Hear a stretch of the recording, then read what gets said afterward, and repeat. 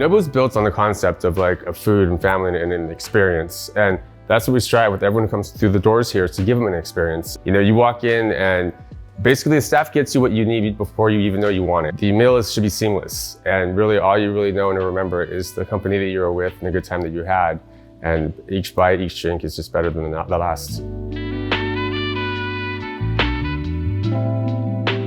You have people at a table who don't drink, whether it be for religious purposes or just a personal preference.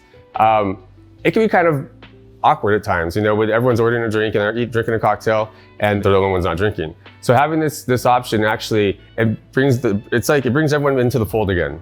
Everyone can have a cocktail, everyone can drink, and no one's standing out by just drinking like a Coke or water.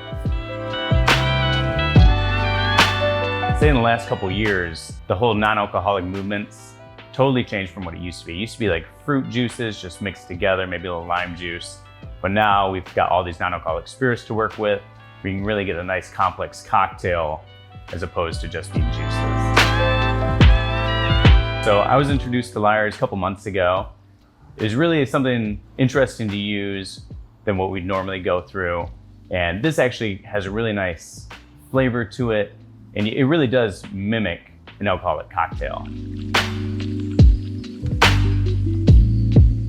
So I created a cocktail called Dry Bonsai with Lyre's London Dry. That we start with, we muddle a little shiso, give it a little herbaceousness, yuzu juice, throw that Japanese element into it, splash of simple syrup and lychee. So when you drink this, it's kind of like very refreshing. Also has cucumber juice in it. Something you could sip on the beach and still drive home.